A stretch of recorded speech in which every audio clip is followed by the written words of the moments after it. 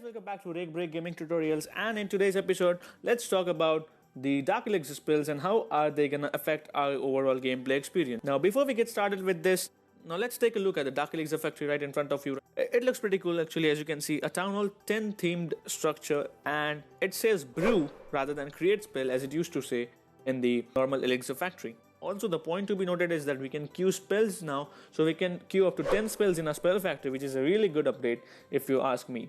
And it's really gonna help us so that we don't forget to train our spells before war or once we go offline.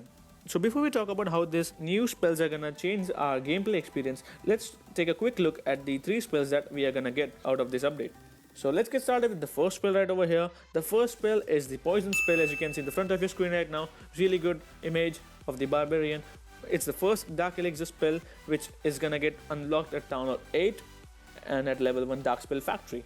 Now what it does, it slowly drains away Clan Castle troop health, and small troops such as barbarians, goblins and wizards, they get instantaneously killed. However, the high hit point troops such as P.E.K.K.A.s and dragons might not be affected as much as that of the smaller troops. However, it is a really good replacement for the lightning spell if you ask me, but it all depends upon the cost and the training time of the spells. However, poison spell lasts only for 15 seconds, and in the Galadon's video you can clearly see that it does a 20% damage on level 10 queen, which comes out about to be 178 damage. It's a simple math, you can do it all yourself or you can take a look at the screen. This is how I did it. It's pretty easy. The second spell that we are gonna get is the Earthquake spell, and it is most likely to get unlocked at level 2 spell factory and at Town Hall 9. So at Town Hall 9 we are going to have the 2 spells, that is the poison as well as the earthquake spell.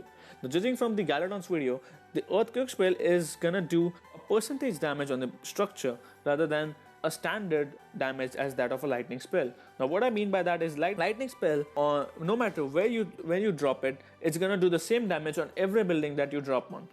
However, in the case of the earthquake spell, it does about a 15% damage on that building's total health. Now what I mean by that is if we have a building with a hit points of 100, then what the earthquake spell is gonna do is it gonna do the damage of 15 points on that structure. And if we have a building of 200 hit points, so the total damage done by the earthquake spell on that building is gonna be 30. It's pretty easy math. We are not sure about the duration of the spell, but I think the moment that 15% damage is done, it's gonna go off. The third spell that we have, and most likely to get unlocked at level 3 spell factory, and I'm gonna guess at Town Hall 10, I know it sucks, but I think that's how it's gonna be, is the haste spell. Now as the word pretty much suggests, haste means quick and fast, so that's what it does. It's kind of a rage spell minus the strength boost. So what it does is only speeds up the troops in that given area. Now judging from the Galadon's video, what I've found is it's gonna last about 20 seconds, which is really cool as compared to rage spell's duration. What you might observe is that the haste spell really boosts up the speed of the troops by a little bit more amount as compared to that of the rage spell. So it could be a good option, but we don't know how it is really gonna work out. Again, I'm saying it all depends upon the cost and the training time of these spells as compared to the original spells that we have right now. Now that we have discussed about the three Dark Elixir spells, now let's talk about how significant impact it is gonna do on our game. So now that we know that the Elixir spells are gonna cost 2 spaces, while the Dark Elixir spell is gonna cost 1 space, and currently at Town Hall 8 we have 3 spells, at Town Hall 9 we have 4 spells, and at Town Hall 10 we have 5 spell capacity in our Elixir spell factory. And as Galadon said, at Town Hall 10 we can have about 11 spaces. So in simple term, Town Hall 8 will have 7 spaces, Town Hall 9 will have 9 spaces, and Town Hall 10 will have 11 spaces.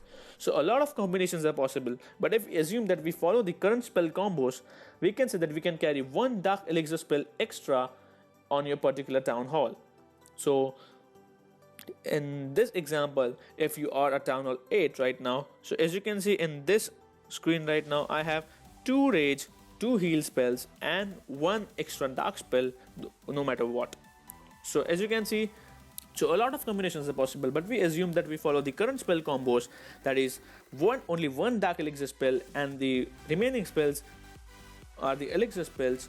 I do not think this will change the strategies much, but like Airstripper didn't do that great effect as it was expected to do. I mean, we still are able to do pretty good lava loon attacks and air attacks pretty easily. It does cost a bit of a change, but still it's okay. We got around it without doing much of a change in our strategies.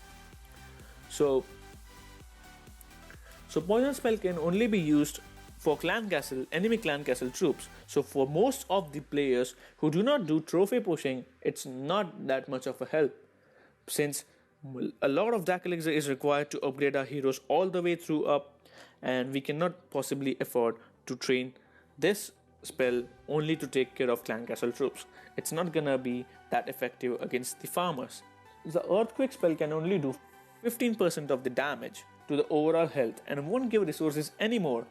So again, this might not be useful for farmers and normal raiding. However, it might be useful for wars where we need the clutch of 50 and 100% and only a merely little amount of health is required. That's when we can drop this earthquake spell and get our 50%. Somewhat what a lightning spell was used before, but there's an extra addition to that. So it can be used as a clutch spell, but I don't see much what more it can do. The haste spell, however, might be useful because it speeds up the troops, and that might be useful in farming so that we can easily get inside. And since raid spell do not affect heroes much, we can use a haste spell as a replacement for the raid spells on heroes, because it pretty sure will accelerate our heroes and gonna affect the overall speed of the heroes, and that might help us a lot. So in order to conclude this video, what we can tell so far is that these Dark Elixir spells are gonna be really essential in the high level gameplay of Town Hall 10. In higher leagues where they have maxed bases including max heroes. But we do not know the cost of these spells right now, so we cannot be really sure. But if the cost is not that great, and if it is manageable for lower Town Halls such as Town Hall 8, then it might do some effect. That's it for today, guys. I hope you liked this video, and I'm going to be posting more videos on the poison spell, the earth and the haste spells usage, and how can you use them at your best when you unlock them. So stay tuned for that, and if you do not want to miss that, make sure you hit the subscribe button right now. And if you like this video, give me a like down below and comment below what do you think this is going to affect the overall gameplay experience of us, and I'll be happy to see those anyway. So that's it for today, guys. And I'll see you next time. Peace out.